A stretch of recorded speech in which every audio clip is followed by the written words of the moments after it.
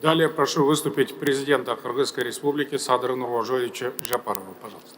Уважаемый Касым-Жомарт Кемелевич, уважаемый господин федеральный канцлер, уважаемый главы государств, сердечно рад приветствовать участников второго саммита лидеров стран Центральной Азии и федерального канцлера Германии. Выражаю искреннюю признательность президенту Республики Казахстан, уважаемому Касым-Жомарту Кемелевичу Токаеву за традиционное гостеприимство и создание прекрасных условий для сегодняшнего мероприятия.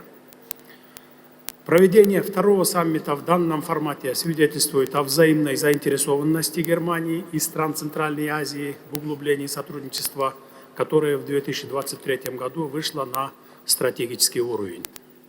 Роль региона Центральной Азии все больше возрастает в мировой политике. Действительно, на протяжении веков наши народы всегда играли важную роль вдоль шелкового пути этой важной трансконтинентальной коммуникационной артерии. В моем понимании, региональная и межрегиональная интеграция являются одним из ключевых компонентов нашего общего будущего. Мы выступаем за последовательное и всестороннее укрепление сотрудничества стран Центральной Азии.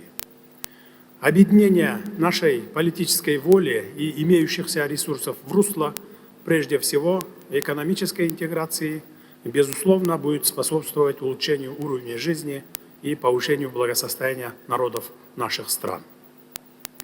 Германия играет значительную роль на международной арене. Убежден, что и для наших германских коллег взаимодействие с нашим регионом как единым экономическим пространством позволит активизировать инвестиционное и торгово-экономическое сотрудничество. В этой связи рассчитываю, что наш формат взаимодействия будет нацелен на достижение конкретных результатов.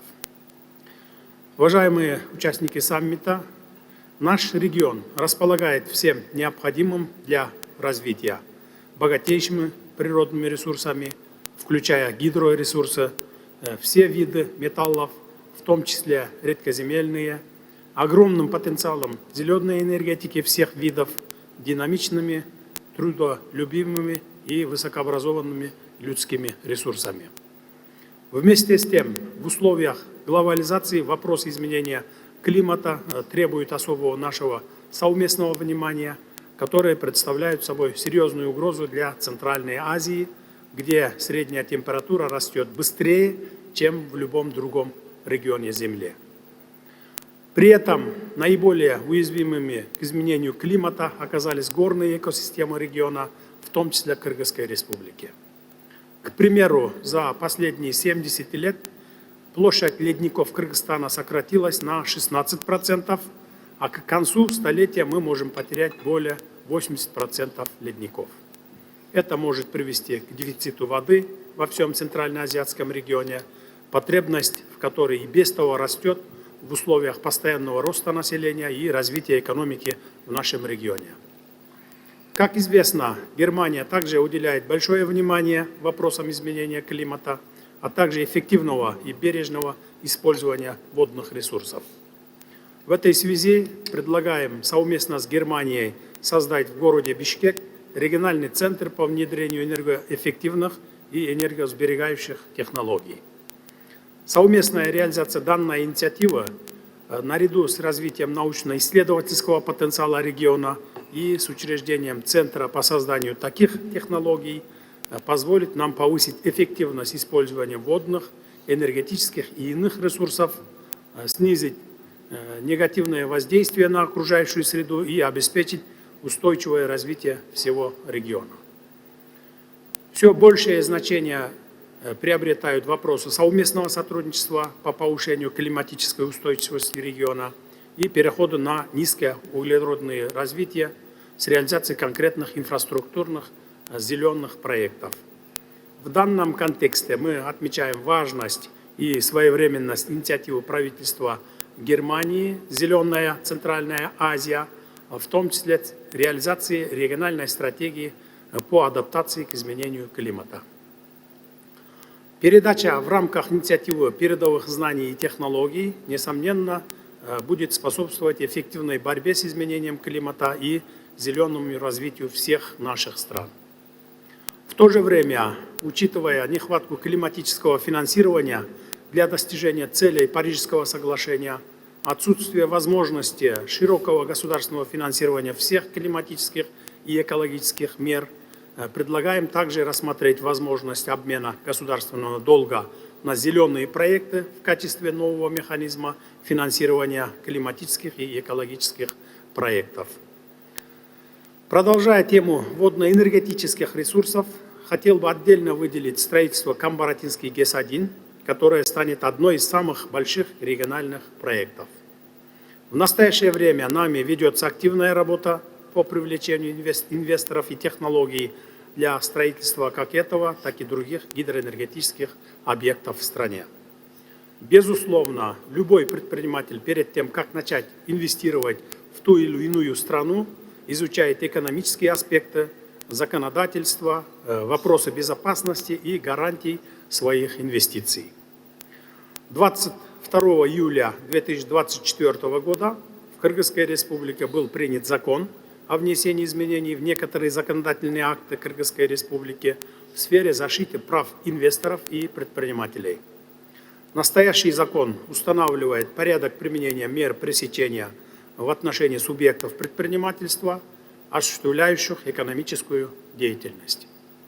Также предусматриваются карательные меры в отношении должностных лиц за неправомерный отказ в государственной регистрации, за неправомерный отказ в выдаче специального разрешения на осуществление определенной деятельности, неправомерное ограничение прав и законных интересов субъектов предпринимательства, неправомерное вмешательство в деятельность индивидуального предпринимателя или юридического лица. Самое тяжелое наказание предусматривается лишением свободы на срок от 2 до 5 лет с конфискацией имущества и высокими штрафными санкциями, выражающимися в денежном эквиваленте. Уважаемые коллеги, для расширения торгово-логистических связей между Европой и Азией мы начали стратегически важный и масштабный проект по строительству железной дороги Китай, Кыргызстан, Узбекистан. Его успешная реализация расширит географию перевозок из Азии в Европу, а также в регион Ближнего Востока, страны Персидского залива и Северной Африки. Рассчитываем на более активное участие германского бизнеса в создании логистических центров вдоль нового железнодорожного маршрута. Уважаемые коллеги, Центральная Азия, как и многие страны мира, сталкивается с такими вызовами безопасности, как терроризм, экстремизм, транснациональная организованная преступность, незаконный оборот наркотиков и проблемы безопасности границ. Для нашего региона также остается важным вопрос стабильности и безопасности в Афганистане. В этом отношении считаем важным продолжить активную реализацию программ по линии Европейского Союза, участником которого является Германия. Объединив наши ресурсы, мы можем укрепить механизмы противодействия и еще эффективнее обеспечивать безопасность и стабильность наших стран. Уважаемые участники саммита, касаясь сотрудничества Кыргызстана с Германией, хочу с удовлетворением отметить активизацию политического диалога с 2023 года. Мы заинтересованы в активном взаимодействии с Германией, в том числе в рамках стратегии Европейского Союза по Центральной Азии, ставшей действенным механизмом взаимодействия.